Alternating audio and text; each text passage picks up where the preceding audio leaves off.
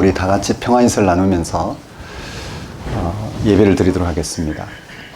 하나님의 평강이 예배드리는 모든 분들에게 가득하시길 바랍니다. 하나님의 평강이 목사님에게 가득하시길 바랍니다. 아멘. 서로 돌아보시면서 하나님의 평강이 가득하시길 바랍니다. 오늘은 사순절 세 번째 주일입니다. 내가 곧 길이요 진리요 생명이니 나로 말미암지 않고는 아버지께로 올 자가 없느니라. 생명을 얻는 길은 단 하나입니다. 하나님과의 일치입니다. 하나님과의 일치는 하나님의 구원 행위에 전폭적으로 자신을 맡기는 데에서 이루어집니다. 그 하나님의 구원 행위는 예수님의 십자가와 부활을 통해서 우리에게 주어졌습니다.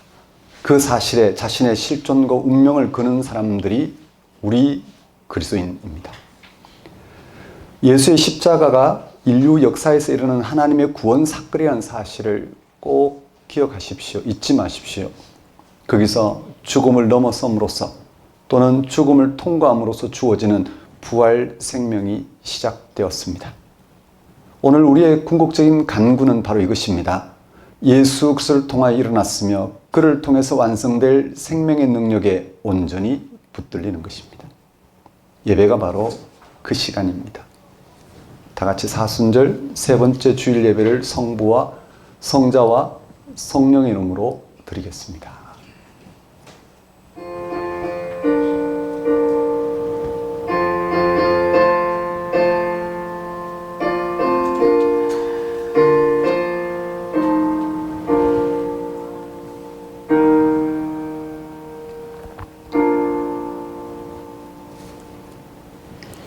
그러나 무엇이든지 내게 유익하던 것을 내가 그리스도를 위하여 다 해로 여길 뿐더러 또한 모든 것을 해로 여김은 내 주 그리스도 예수를 아는 지식이 가장 고상하기 때문이라.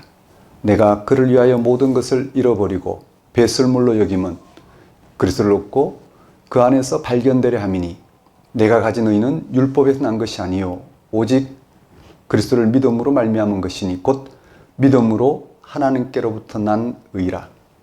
내가 그리스도와 그 부활의 권능과 그 고난의 참여함을 알고자 하여 그의 죽으심을 본받아 어떻게 쓰든지 죽은 자 가운데서 부활에 이르려 하노니 내가 이미 얻었담도 아니요 온전히 이루었담도 아니라 오직 내가 그리스도 예수께 잡힌 바 된 그것을 잡으려고 달려가노라. 형제들아 나는 아직 내가 잡은 줄로 여기지 아니하고 오직 한 일 즉 뒤에 있는 것은 잊어버리고 앞에 있는 것을 잡으려고 푯대를 향하여 그리스도 예수 안에서 하나님이 위에서 부르신 부름의 상을 위하여 달려가노라. 하나님 아버지, 십자가에 못 박힌 그리스도를 통하여 죄와 죽음 가운데 있는 우리를 하나님의 의와 생명의 세계로 불러내신 하나님 아버지를 이 시간 찬양합니다.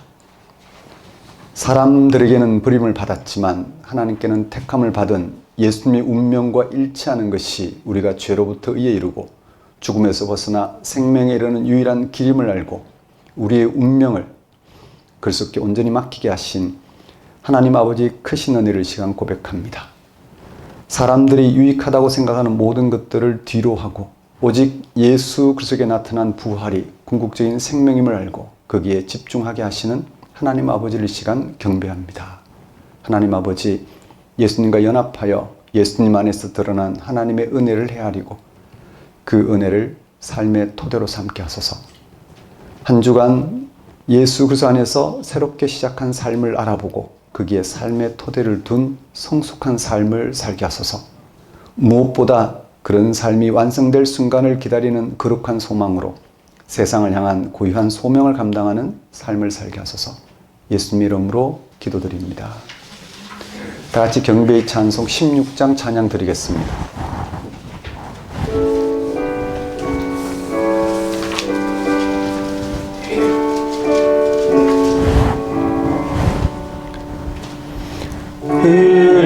은혜로우신 하나님 우리 주 하나님 우주 만물 만들고 우주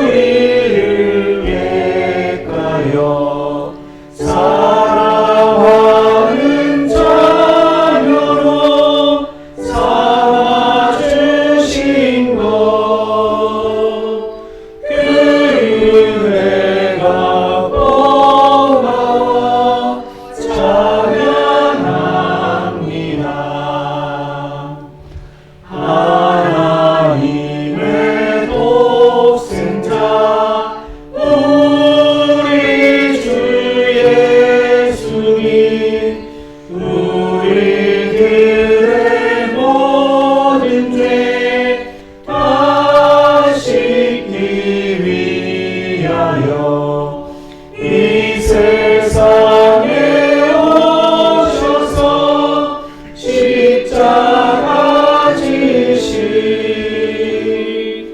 그 사랑 그네 찬양합니다.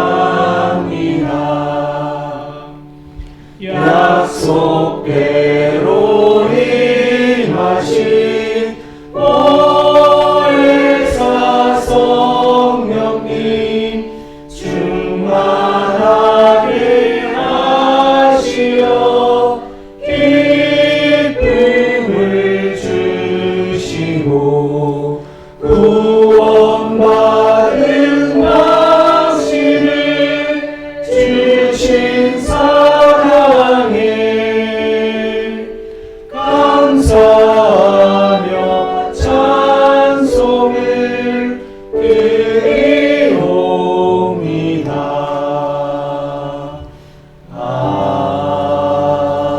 아멘. 다 같이 사도신경으로 신앙 고백하시겠습니다. 나는 전능하신 아버지 하나님 천지의 창조주를 믿습니다. 나는 그의 유일하신 아들 우리 주 예수 그리스도를 믿습니다.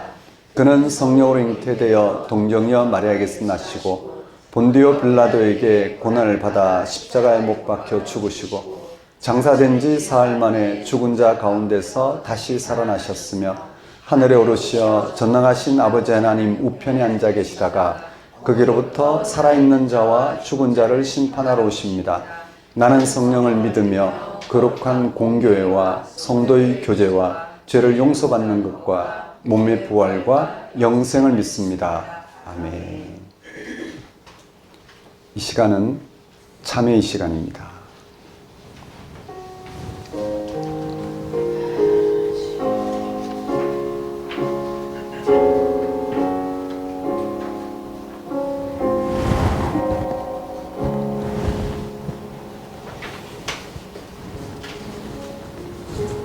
성경은 복음을 다음과 같이 전합니다. 주여 영생의 말씀이 주께 있사오니 우리가 누구에게로 가오리까? 우리가 주는 하나님의 거룩하신 자이신 줄 믿고 알았사옵나이다. 영원한 생명이라는 단어 자체가 여러분에게 막연하게 들릴 수 있습니다. 죽지 않는다는 말로 들리기도 하고 또는 죽는 건 명백한 사실이니까 일단 죽은 다음에 다시 살아나서 영원하게 산다는 말로도 들립니다. 영원한 생명의 반대는 유한한 생명입니다. 우리는 모두 유한하고 무상한 생명을 살아갑니다. 예외는 없습니다. 흔한 표현으로 인생 무상이라고 합니다.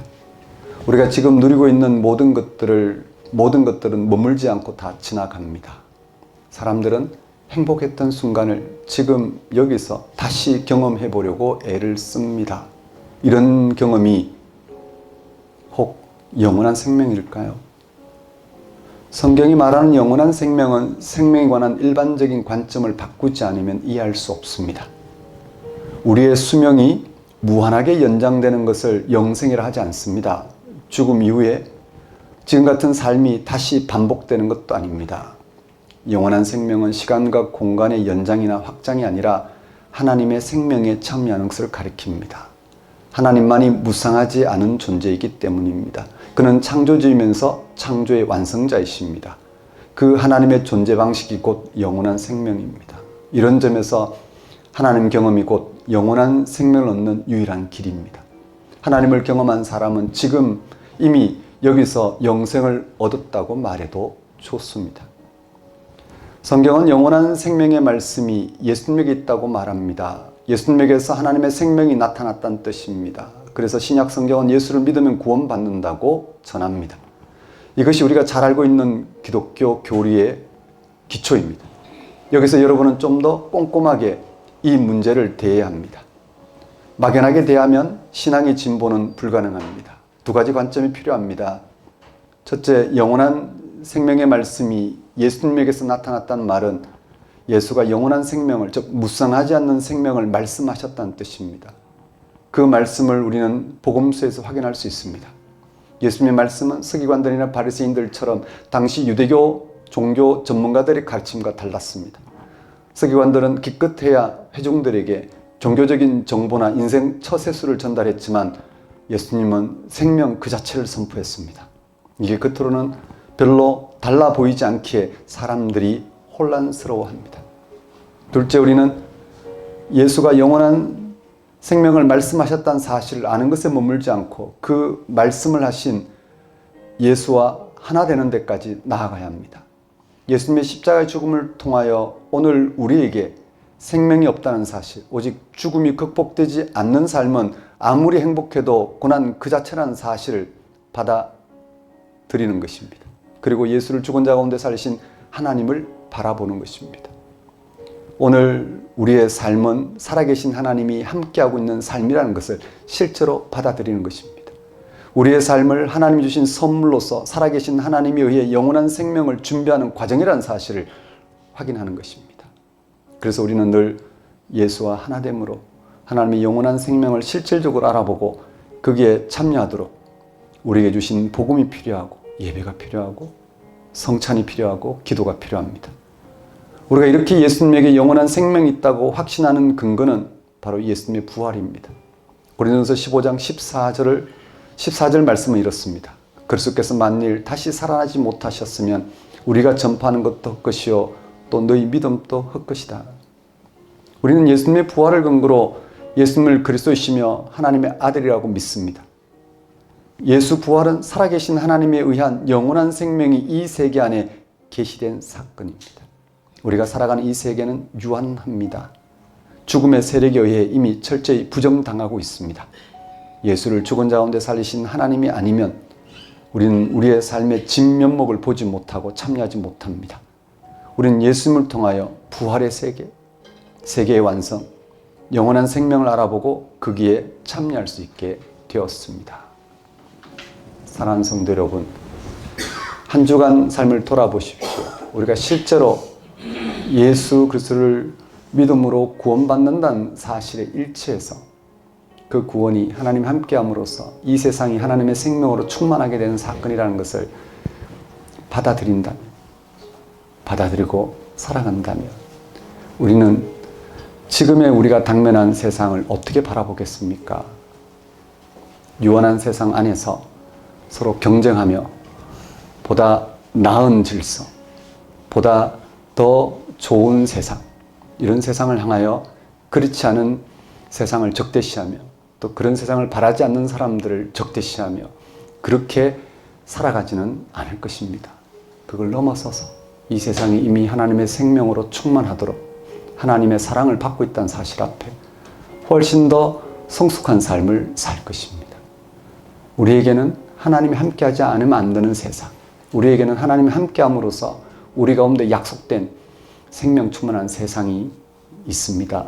그런 세상에 참여함으로써 지금의 세상을 적대적으로 또는 자기중심적으로 대하지 않아도 되는, 그래서 하나님의 사랑 안에서 세상을 새롭게 바라보고 극복되지 않으면 안 되는 세상 앞에서 누가 좀 더 의로우냐의 문제가 아니라 참된 의가 무엇인지를 붙들고 그런 의가 주어졌고 반드시 주어질 거라는 사실 앞에 우리는 또 다른 방식으로 세상을 견디며 때로는 하나님의 의를 드러내기 위해 용납하며 받아들이지 못하는 이들을 향해서 우리가 어떤 방식으로 성경을 살아가야 되는지를 확인하며 살아가는 이런 열린 삶, 하나님의 의에 참여한 의로운 삶을 살아갈 수 있도록 이 시간 회개와 간구를 드리도록 하십시다.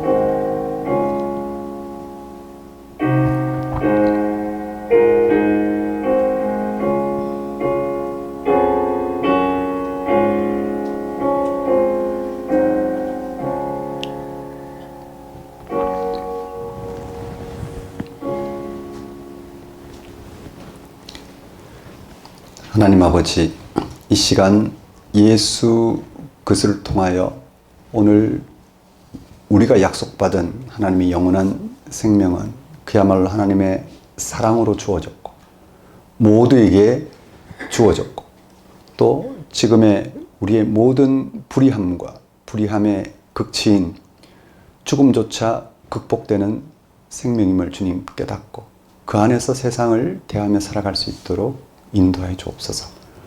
참으로 그리스도 안에 나타난 영원한 생명을 나의 생명으로 또 우주 만물의 생명으로 또 그것이 사랑으로 우리 가운데 실현될 생명으로 받아들이고 드러내며 그 생명을 향해서 우리가 자고우면 없이 우리의 삶을 들여 그 생명을 드러내는 삶을 살 수 있도록 역사해 주옵소서.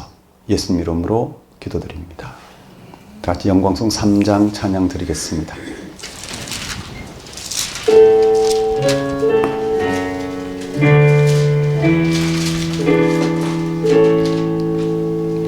성부 성자와 성령 찬송과 영광 돌려보내세.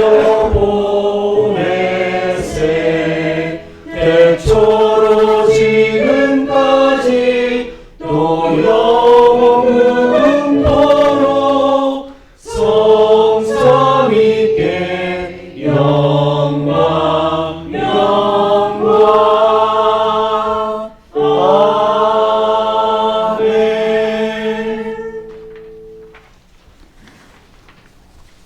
이 시간은 봉헌 시간입니다. 봉헌 찬송 76장 찬양 드리면서 준비한 예물 하나님께 봉헌하도록 하겠습니다.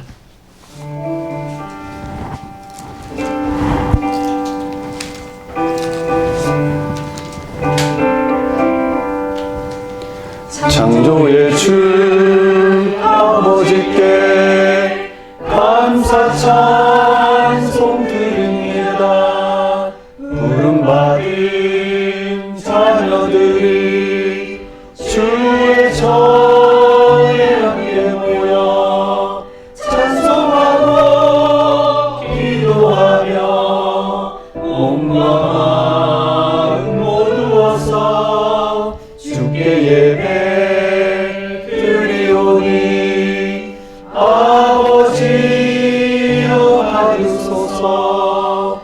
은혜의 주 구세주여 용서하여 주옵소서. 허물 많은 죄인들이 주님 앞에 회개하니 거듭나게 해주시오.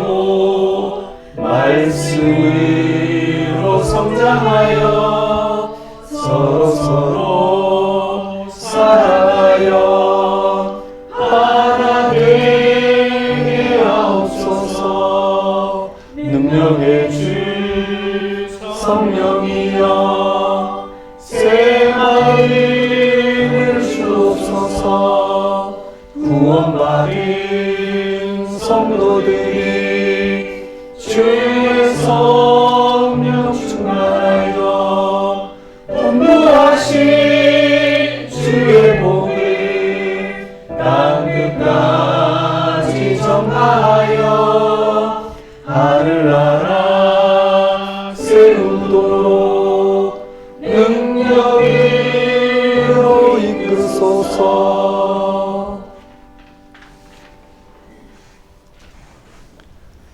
영원한 생명으로 의로우심을 증가하신 하나님, 허물과 죄로 죽었던 우리를 살려주셨다는 사도들의 증언을 듣습니다. 우리는 겉으로만 살았을 뿐이지 실제로는 영적으로는 생명에 있어서는 죽어 있었습니다. 하나님만이 우리를 살리고 구원하십니다. 구원은 우리의 업적이 아니라 온전히 하나님의 은총일 뿐입니다. 이 사실을 알면서도 우리는 자기의, 자기 집중, 자기 성취의 토대를 두고서 그것을 이루려고 공연히 안간 힘을 쓰면서 살아왔습니다. 그 모든 노력들의 마지막은 죽음이며 마지막이 오기 전에 이미 허무입니다. 하나님을 통해서만 참된 생명 사건이 가능하다는 사실을 다시 한번 우리 영혼 깊이 각인시켜 주시고, 하나님은 예수 그리스도와 함께 우리를 살리셨고 예수 그리스도 안에서 우리를 하늘에 앉히셨다는 사실에 우리의 운명과 미래가 달려있음을 믿게 하십니다. 오직 하나님의 의를 삶에 토대로 두고 예수 그리스도로 말미암아 나타난 하나님의 의만이 구원이라는 사실에 일치하는 신앙 공동체가 되게 하시니 우리가 어찌 절망하거나 교만할 수 있겠습니까? 오직 감사와 기쁨과 순종만 있을 뿐입니다. 이 모든 것을 허락하신 하나님의 은총을 무엇으로 다 표현하겠습니까? 하나님 아버지, 이러한 하나님의 다스림 가운데 살아가게 하시는 하나님의 은혜를 이 시간 고백합니다. 우리의 모든 필요를 채우시는 하나님께 감사와 영광을 돌리는 것은 우리의 마땅히 행할 바이며 또한 지극한 기쁨을 알고 하나님 앞에 들고 나온 우리의 예물과 헌신을 받아주소서. 우리로 생명의 주 앞에, 그 신비 앞에, 그 약속과 미래 앞에 다만 순종하는 삶을 살게 하소서. 예수님 이름으로 기도드립니다. 네, 교회 소식을 전하겠습니다. 작은 교회 여러분 안녕하십니까? 현재 우리는 작은 교회로 살아가고 있습니다. 작은 교회는 그야말로 하나님이 예수 그리스도를 통해서 우리를 구원하셨다는 사실을 실제로 알아보고 받아들이고 그 안에서 이루어지는 삶을 구원으로 맛보며 살아가고자 하는 신앙인들을 가리킵니다. 우리는 좀 더 나은 세상을 바랍니다.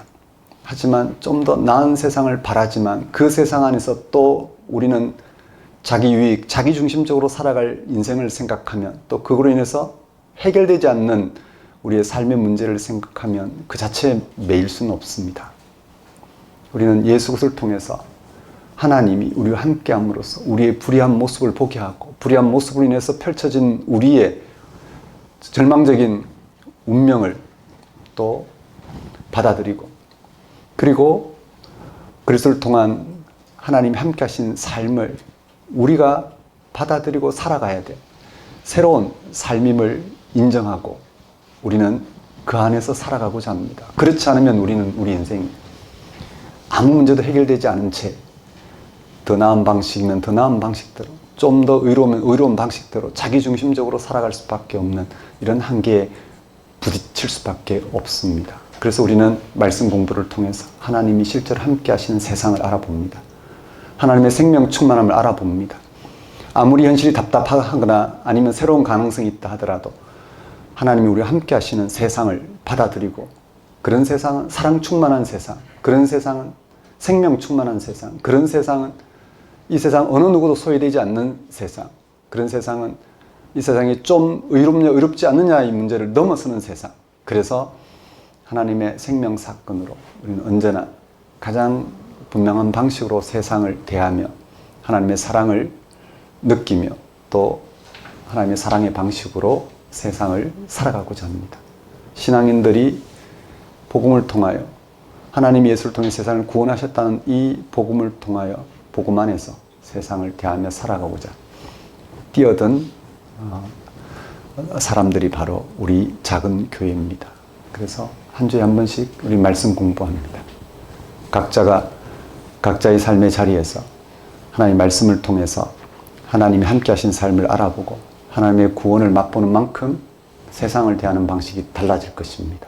또 분별력도 있어지고 어떤 방식으로 자기의 삶을 이 세상을 향해서 드려야 되는지, 그래서 자신만이 아니라 세상이 충만하게 되는 그런 삶을 살아야 하는지를 알아보고 그런 삶을 살도록 합니다. 그리고 이렇게 예배를 드리면서 모두가 하나님 안에서 영원한 생명을 얻게 되는 이 한 가지 사실을 내다보면서 하나님을 찬송합니다. 결국은 하나님이 공적인 승리자여 구원자이심을 고백하며 우리는 그런 세상을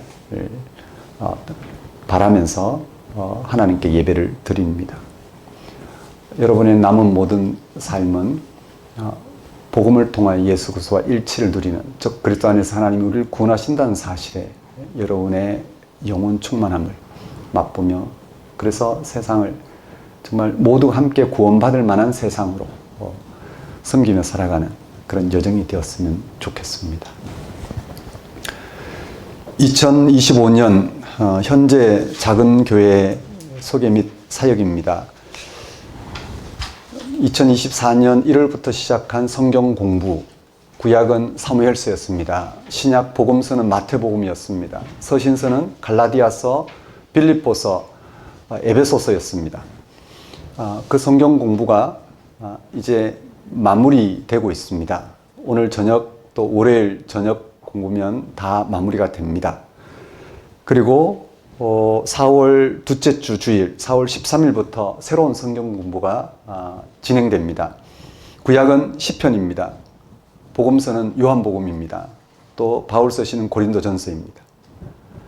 윤은태 목사가 섬기는 성경 공부는 그렇게 시편, 요한복음, 고린도전서입니다.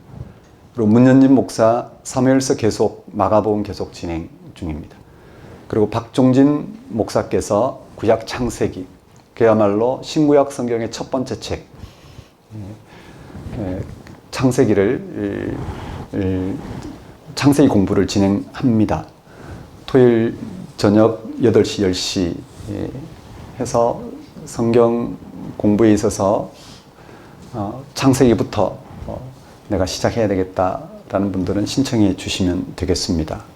자, 그래서 오늘부터 이 성경 공부 주부에 나간 대로 성경 공부 신청을 받습니다. 신청 기간은 한 주입니다. 다음 주 주일까지입니다. 다음 주 월요일까지입니다. 이 신청을 받아야지 교재 제작이 되고 여러 이제 준비가 이루어집니다. 그래서 한 주간 그 다음 주 월요일까지 신청을 받습니다. 신청 방법은 각자 공부하시던 단톡방이나 개인 톡 전화번호가 있습니다. 제 전화번호입니다. 신청해 주시면 됩니다. 계속 공부하신 분들이나 처음 시작하시는 분들 또는 추천 받으시는 분, 추천자는 추천하는 분을 톡으로 이렇게 추천해 주시면 되겠습니다. 전화를 주셔도 괜찮습니다. 예를 들어 신청할 때 김소영 수요일 저녁 요한복음 이렇게 신청해 주시면 됩니다. 김소영으로 다 신청하라는 말이 아닙니다. 각자 이름으로 신청해 주시면 됩니다. 그리고 우리 박종진 목사 공부 신청도 저한테 다 해주시면 됩니다. 제가 총괄해서 이렇게 상담 후에 우리 사역자들이 성경 공부를 진행할 수 있도록 이렇게 추진을 하겠습니다. 성경 공부 확정은 신청하신 분들은 저와 그러니까 윤은태 목사와 전화 상담 후 공부 최종 확정을 합니다. 뭐 다른 게 없습니다. 이 성경 공부는 성경 공부 그 자체의 목적이 있어야 합니다. 정말 복음을 진리를 알고자 하는데 목적이 있어야 됩니다. 그럴 수 있도록 잘 안배를 해서 진행하도록 상담 후에 확정하도록 하겠습니다. 단톡에 참여하고 있는 분들은 각 성경 공부 과정에 참여하고 있는 분들은 제가 또 별도로 신청서를 올려놓겠습니다. 그 하단에다가 댓글을 달아주시면 되겠습니다. 작은 교회 예배 안내 주보를 참고해 주시고요. 그 다음 세 번째 안내입니다. 작은 교회와 함께하는 다음 세대 신앙탐구 6번째 시즌이 준비되었습니다. 주제는 주기도를 통한 하나님 나라 여행입니다. 이제 우리는 기도하는 사람으로 살아가도 되지 않을까 합니다. 기도하는 사람,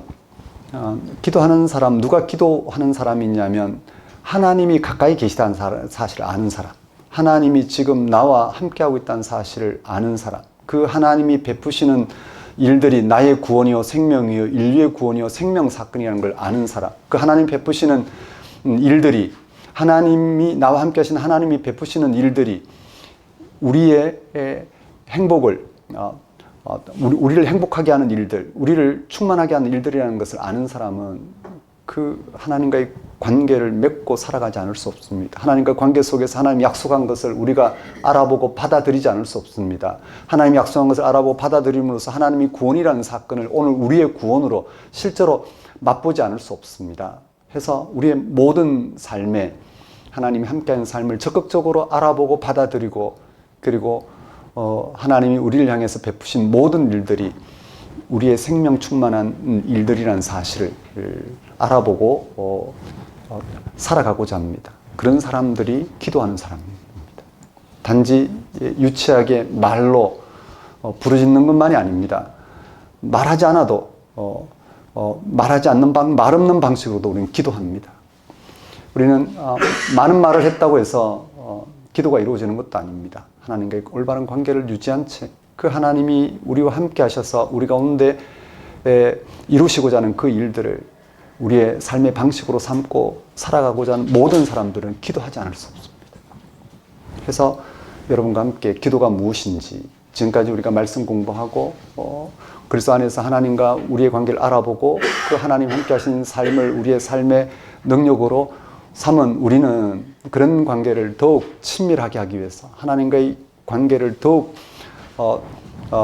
가깝게 하기 위해서 기도라는 우리의 태도를 통해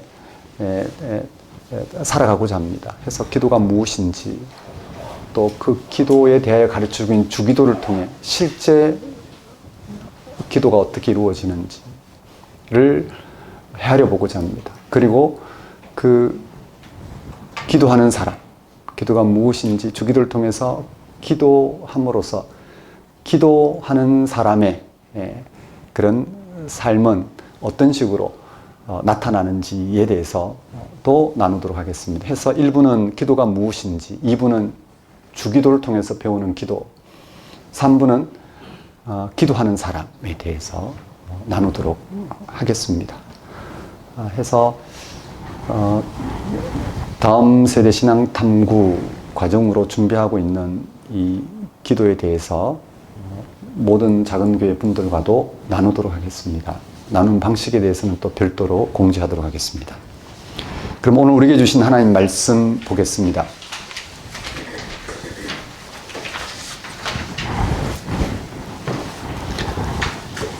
오늘 우리에게 주신 말씀은 고린도전서 10장 1절에서 13절까지 말씀입니다.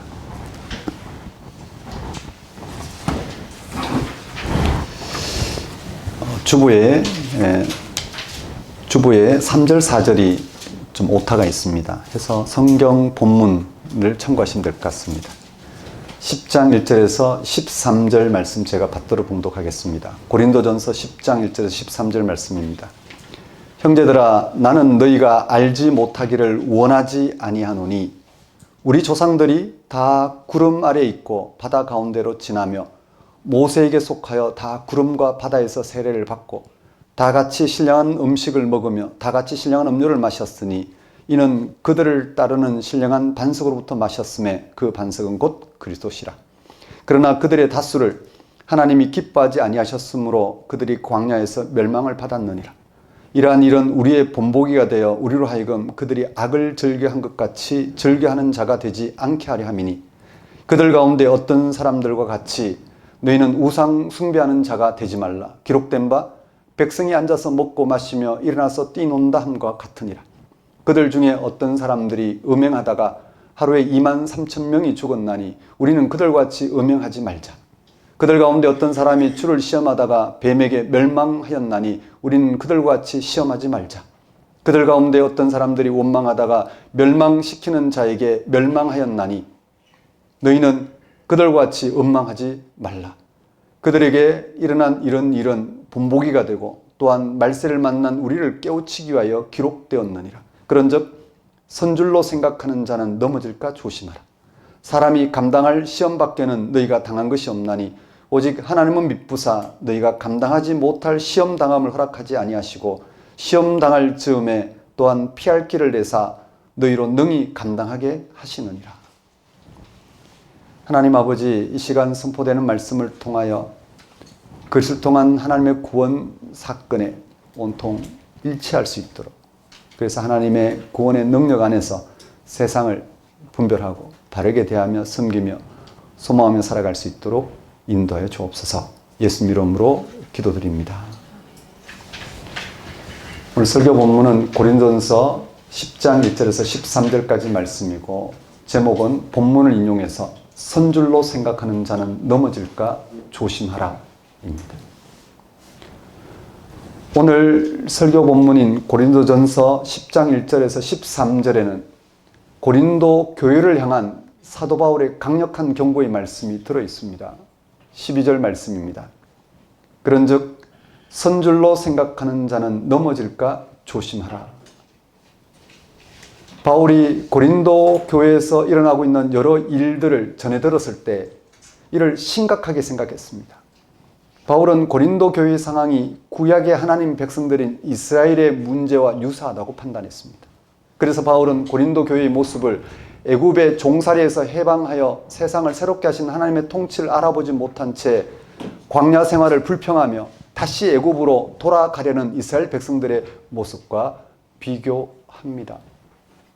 출애굽 1세대 이스라엘 백성들은 출애굽 과정에서 하나님의 은총을 경험했어도 결국 두 사람의 지도자만을 제외하고는 다 하나님의 약속의 땅인 가나안 땅에 들어가는데 실패했습니다. 그 이유는 그들이 출애굽을 한 후에 자기들이 종살이하던 애굽 땅에서 인도하여 내신 하나님을 섬기고 예배 드렸던 것이 아니라 도리어 그들이 애굽에서 행하던 우상 숭배의 악습에 다시 빠져들었기 때문입니다. 그와 유사한 상황이 고린도 교인들에게도 발생한 것입니다. 고린도 교회도 예수를 믿음으로 구원받았으나 그 구원의 현실에 집중하지 못하고 옛날 버릇인 우상 숭배를 함으로써 하나님을 섬기는 일에 실패하고 있다는 것입니다. 이런 일들은 고린도 교회에만 일어난 것은 아닙니다. 신약 성경에 의하면 당시 여러 지역의 교회가 예수님을 통한 하나님의 구원 사건에 집중하지 못하고 한눈을 판 역사가 나옵니다. 당시 유대 그리스도인 중에는 유대인 중에서 그리스도인 된 사람들 중에는 예수 그리스도를 믿되 율법과 할례도 겸해서 지켜야 한다고 주장하는 일이 있었습니다.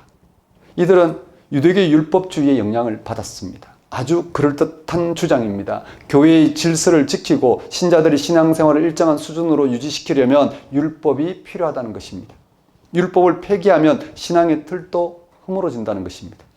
또 이방 그리스도인 중에는 예수님을 믿음으로 주어지는 영적 지식, 은사, 자유를 영적 능력으로 신앙의 척도로 구원받은 증거로 내세우는 이들도 있었습니다. 이들은 주로 고린도 지역에 만연한 영지주의의 영향을 받았습니다. 이들의 특징은 구원을 받았다는 확신 가운데서 누가 더 영적인지에 대해 자랑하는 것이었습니다. 예를 들어 고린도 교회 신자들은 자신들이 받은 여러 은사에 감동했습니다. 어떤 이들은 황홀한 경험을 합니다. 각종 은사가 넘쳐납니다.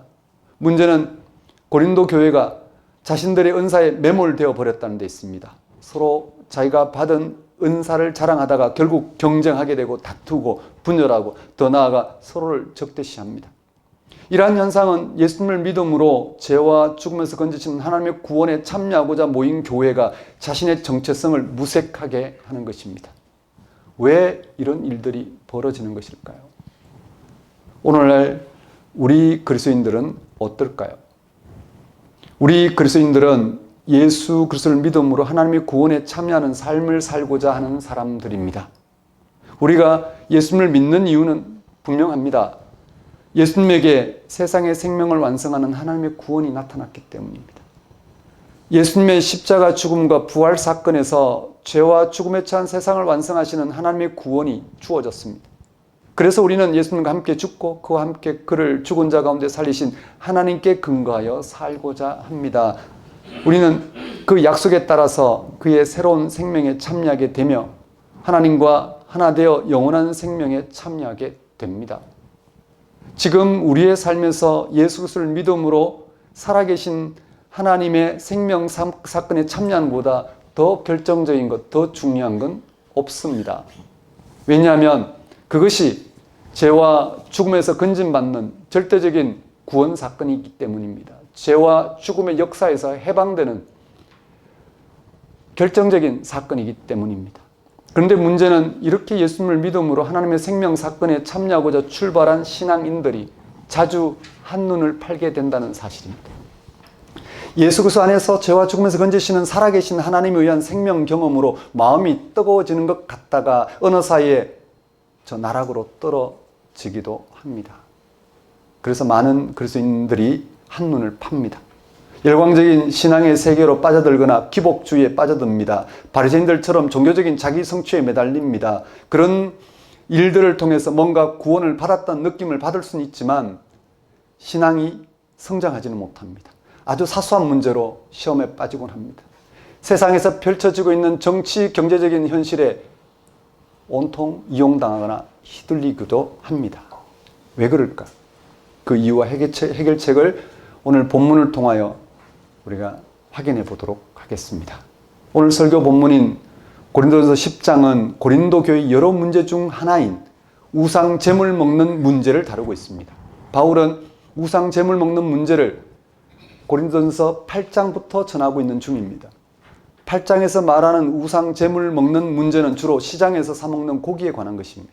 그 당시 시장에 파는 고기는 모두가 이방 신전에 바쳤던 것이기 때문에 그리스도인 중에서는 그것을 거부하는 사람도 있었고 또는 그것을 개의치 않은 사람들도 있었습니다.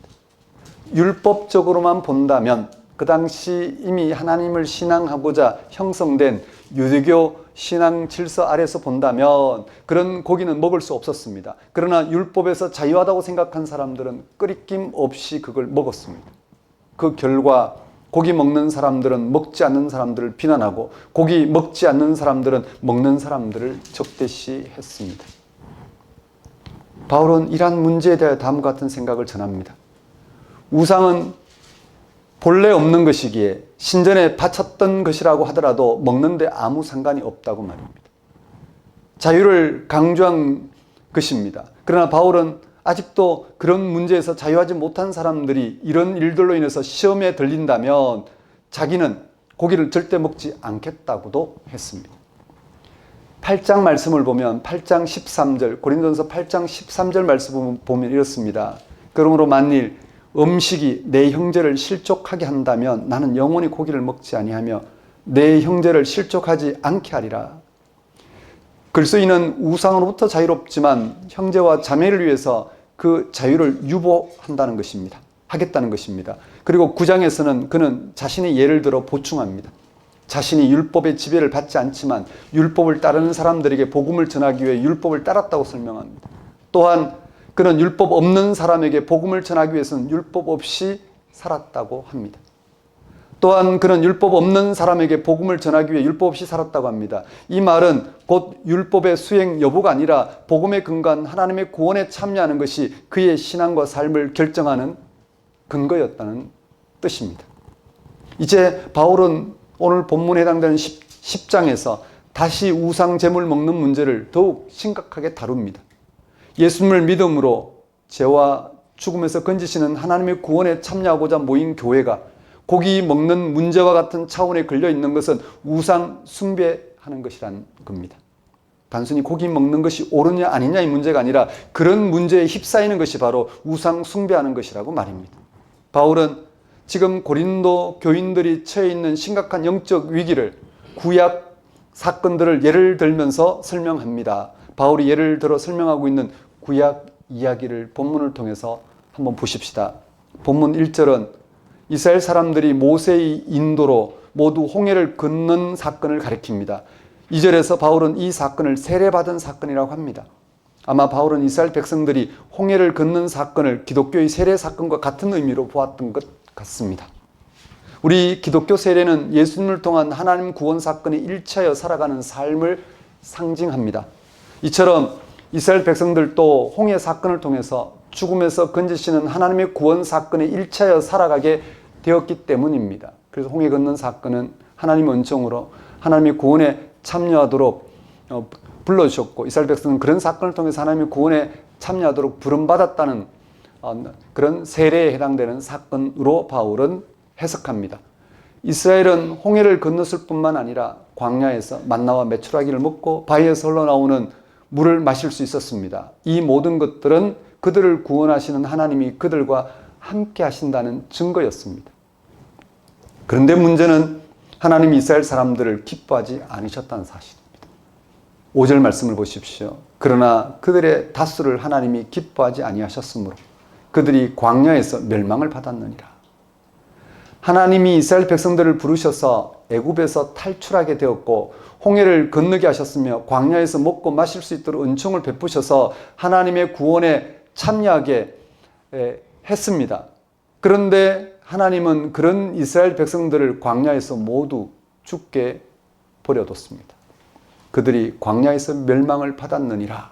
5절 후반절 보십시오. 그들이 광야에서 멸망을 받았느니라. 이어서 바울은 6절에서 10절에서 그 이유에 대해서 설명합니다. 그 이유에 대해서. 바울에 따르면 그들은 악을 행했습니다. 그래서 멸망을 받을 수밖에 없었습니다. 그 악에 대하여 7절에서 10절에 세 가지 예로 설명합니다. 먼저 바울은 7절, 8절에서 이스라엘 백성들의 우상 숭배한 사건을 지적합니다. 7절 보십시오. 그들 가운데 어떤 사람들과 같이 너희는 우상 숭배하는 자가 되지 말라. 기록된 바 백성이 앉아서 먹고 마시며 일어나서 뛰논다 함과 같으니라.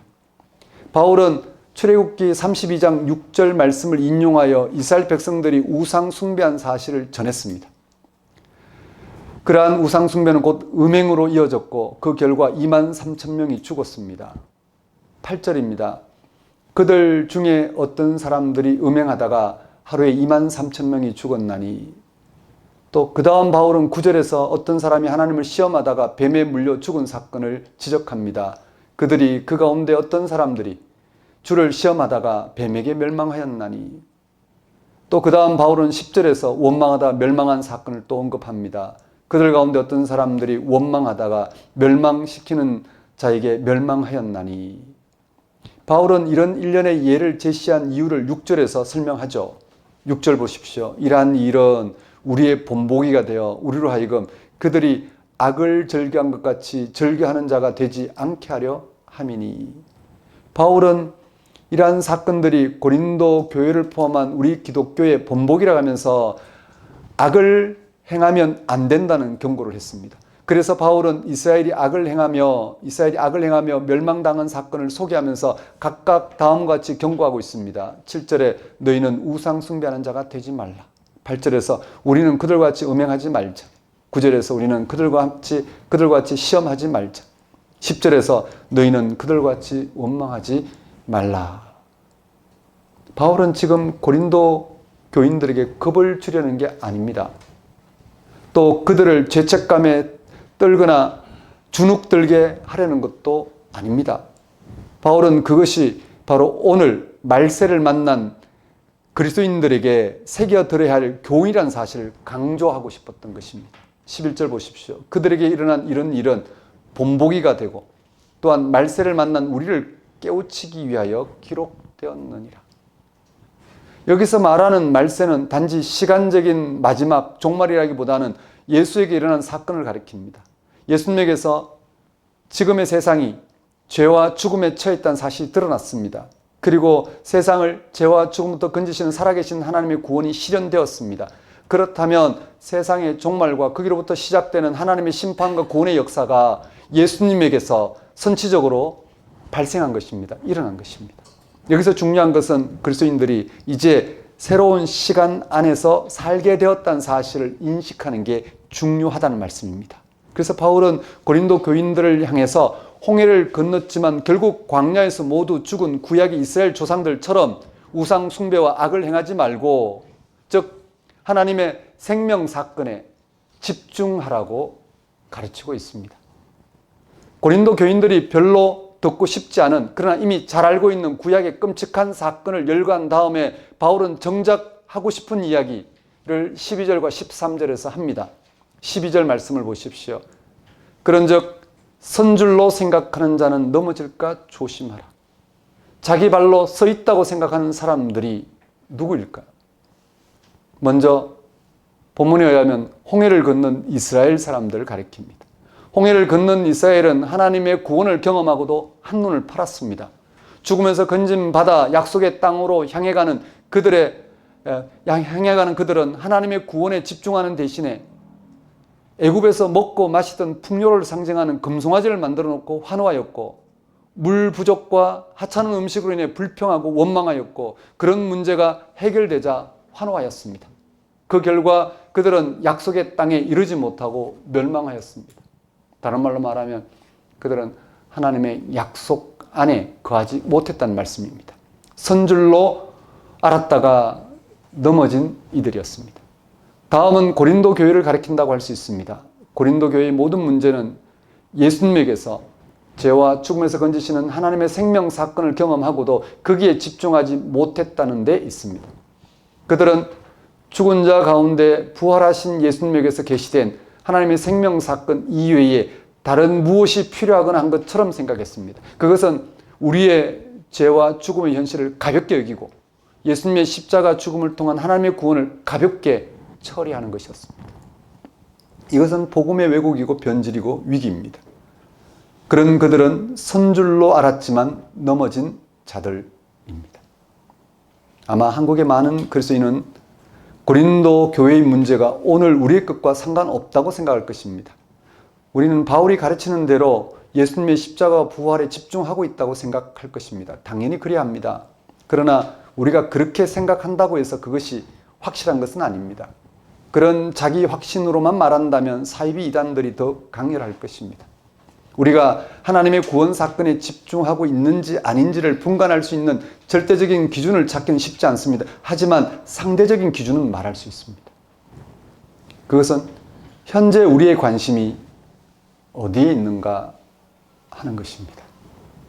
고린도 교회는 영적 지식이나 자유, 은사에 관심이 있었습니다. 누가 더 영적이냐 하는데 신경을 많이 쓰다가 결국 분파 작용에 휩싸였습니다. 오늘날 교회들은 무엇에 관심이 있을까요? 성도들이 많이 모이는 것일까요? 교회의 안정적인 체제일까요? 아니면 헌금과 헌신을 통한 복지나 선교, 사회적 공헌일까요? 아니면 한국의 정치적인 현안일까요? 이런 일들이 무의미하다는 게 아닙니다. 문제는 이런 관심으로 인해서 결국 절대적으로 중요한 것이 상대화되고 만다는 사실입니다. 절대적인 것은 절대적으로 받아들임으로써 그 안에서 우리가 겪는 일들이 우리의 삶에 어떤 영향을 주는지를 헤아릴 수 있어야 되는데 절대적인 것과 상대적인 것의 분별이 희미하다는 사실입니다. 예수 그리스도의 십자가와 부활이 그를 통한 하나님의 생명 사건이 우리의 관심에서 점점 멀어진다는 사실입니다. 이건 개인에게 똑같이 적용됩니다. 지금 여러분이 교회에 나오는 최대의 목표는, 여러분의 최대의 관심은 무엇일까요? 실제로 말입니다. 복 받으려는 것일까? 아니면 친교일까? 아니면 직분일까? 아니면 신앙적 업적일까? 아니면 이런저런 영적 선물일까요?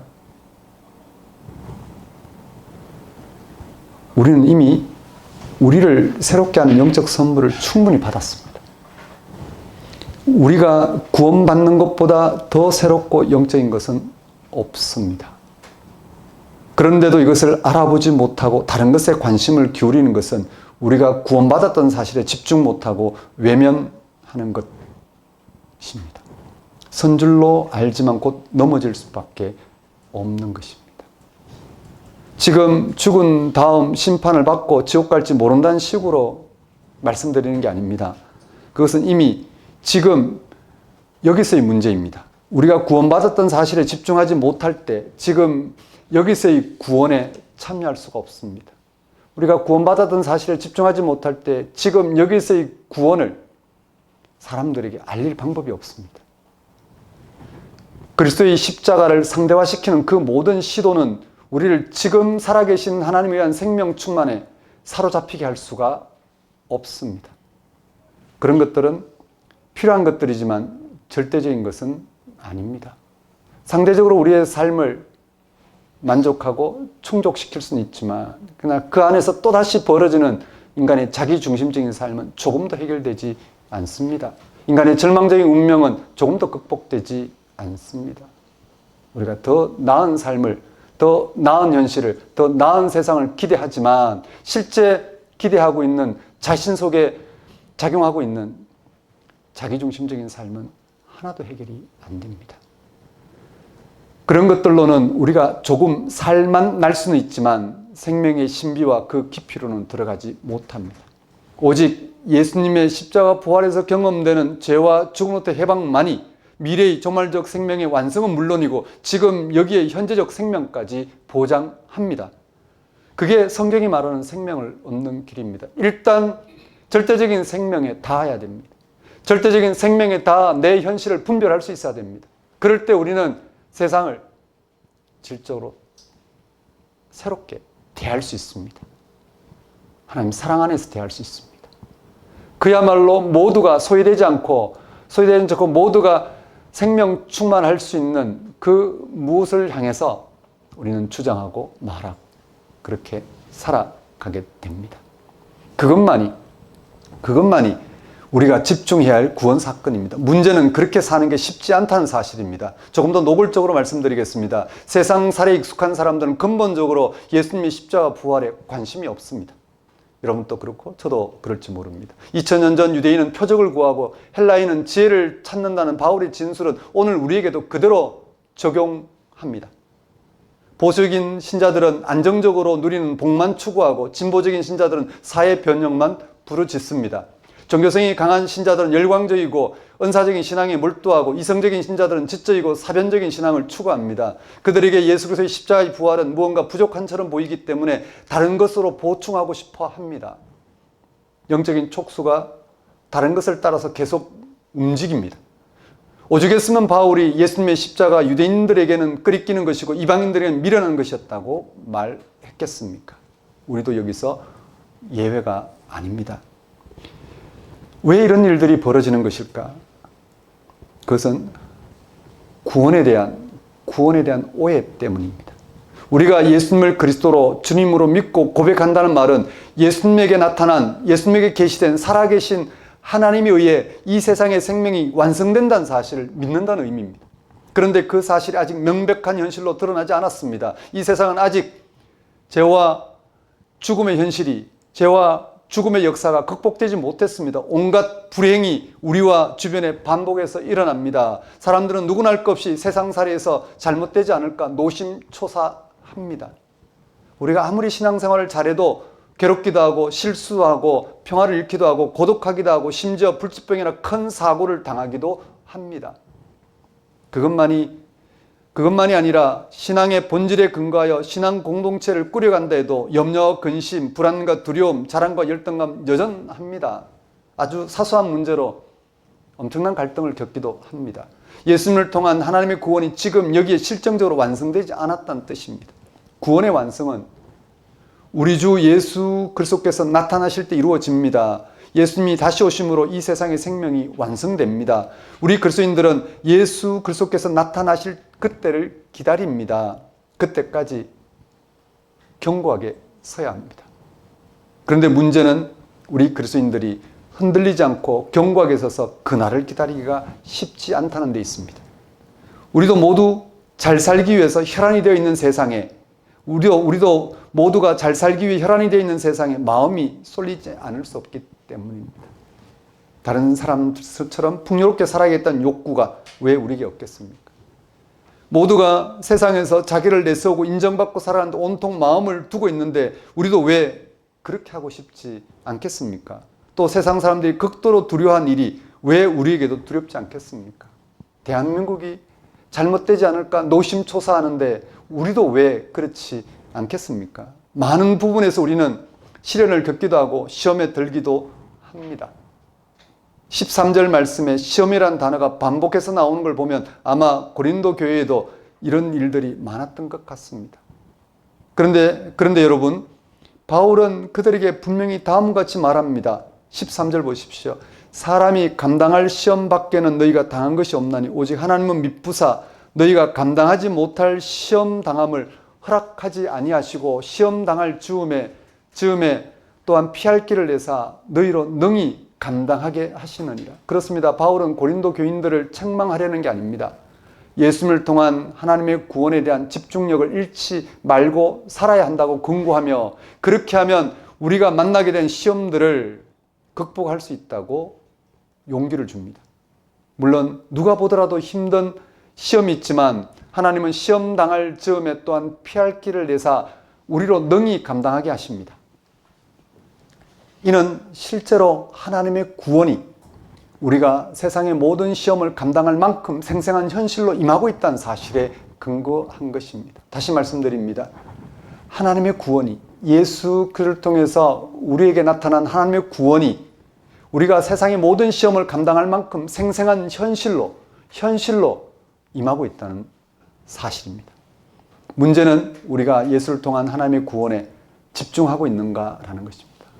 예수님을 통한 하나님의 구원 사건이 지금 우리의 당면한 모든 문제를 새롭게 할 만한 생명의 현실로서 우리가 알아보고 받아들인 자리에서 우리는 우리의 현실을 바라보고 있느냐라는 문제입니다. 여러분, 우리가 집중해야 될 하나님의 구원이 어떤 건지 다시 한번 생각해 보십시오. 예수님을 통한 하나님의 구원은 아직 완성되지 않았습니다. 예수님을 통한 하나님의 구원이 지금 여기에 실정적으로 완성되지 않았다는 뜻입니다. 죄와 죽음 아래 불안한 세상은 여전히 불안합니다. 세상을 전적으로 새롭게 완성하시는 하나님의 구원은 아직 실정적으로 완성되지 않았습니다. 그 완성은 예수님이 다시 오실 때 일어납니다. 하지만 그것은 단지 막연히 기다려야만 하는 미래적인 일이 아닙니다. 이미 현재 은폐된 방식으로 일어나고 있는 사건입니다. 영이신 하나님에서 우리의 생명 사건으로 임하고 있는 사건입니다. 세상을 완성하시는 하나님의 구원은 성령의 역사로 지금 우리가 받아들이고 기다려야 할 생명의 현실로 경험하는 사건입니다. 십자가에 돌아가신 예수님의 부활은 하나님에 의해 생명이 완성된 사건이자 그것을 우리가 알아보고 기다리도록 계시하신 사건입니다. 그러니까 예수님의 부활은 세상의 생명을 완성하는 하나님의 구원이 지금 우리가 알아보고 기다려야 할 생명의 현실로 시작되었다는 것입니다.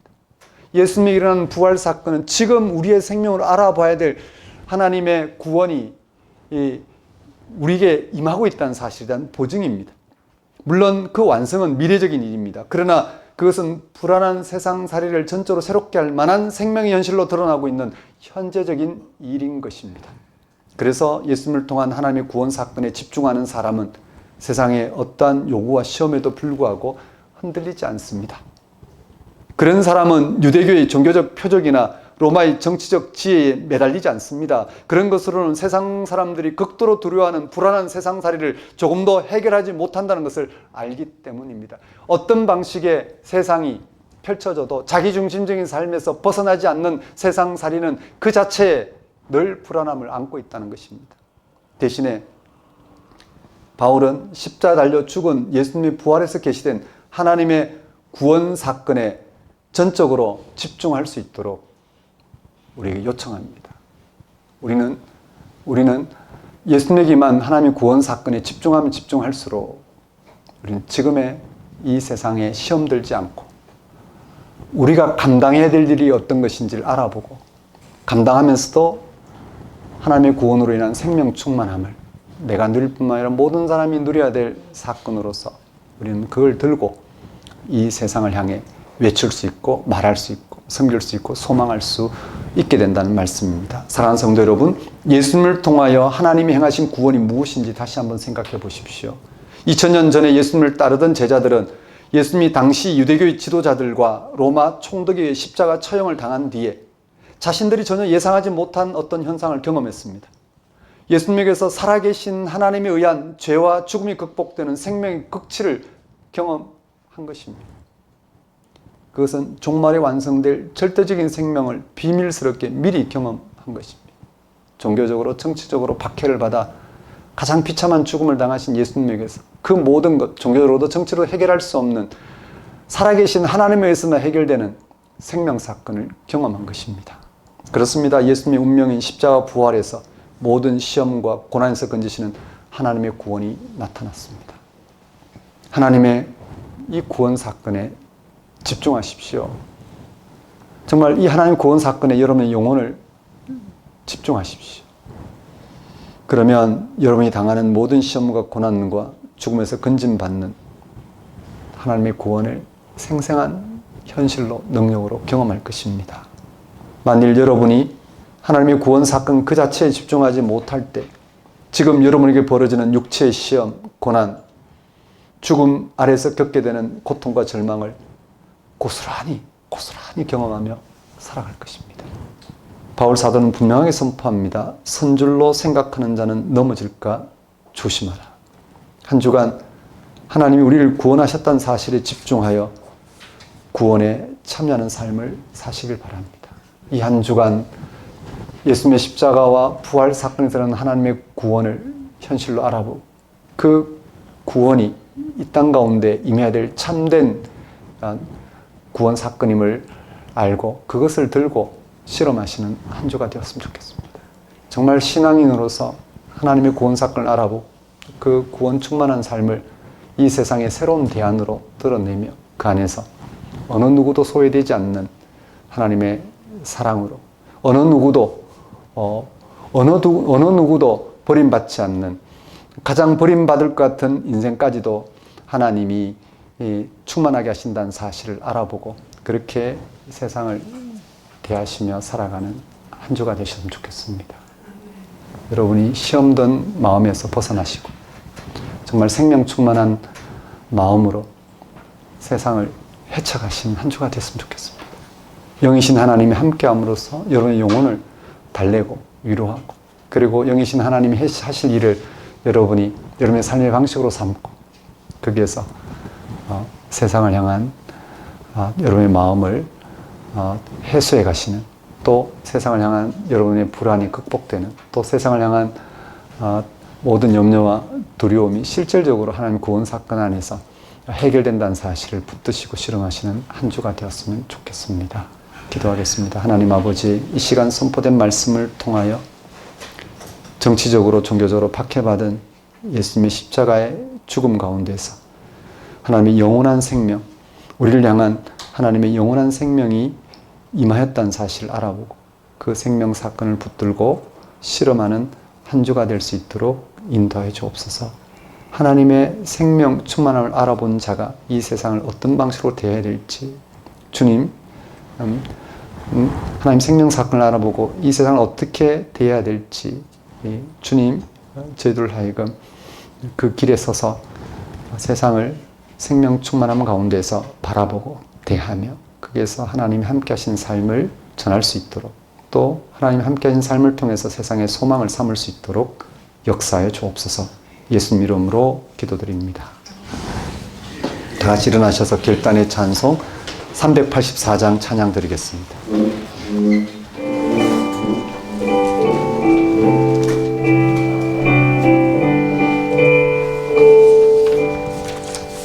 나의 갈 길 나가도록 예수 인도하시니 내 주 안에 있는 긍휼 어찌시하리요. 믿음으로 사는 자는 나를 위로하겠네. 무슨 일을 만나든지 만사형통하리라. 무슨 일을 만나든지 만사형통하리라. 나의 갈 길 나가도록 예수 인도하시니 어려운 일 당한 대로 족하게 해주시네. 나는 시보다 나도 영혼 매우 가난하. 나의 앞에 반석에서 샘물나게 하시네. 나의 앞에 반석에서 샘물나게 하시네. 나의 갈 길 나가도록 예수 인도하시니 그의 사랑 어찌 큰지 말로 할 수 없도다. 성령 강화 받은 영혼 하늘 날아갈 때에 영영 부를 나의 찬송 예수 인도하셨네. 영영 부를 나의 찬송 예수 인도하셨네.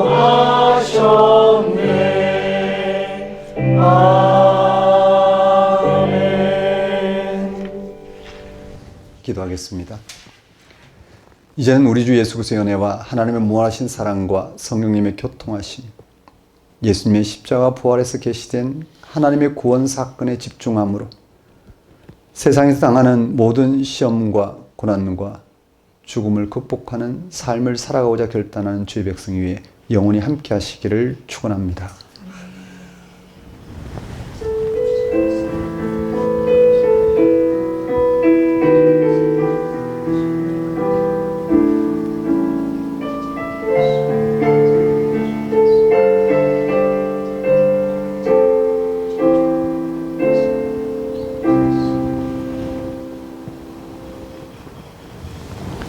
예배를 마치겠습니다.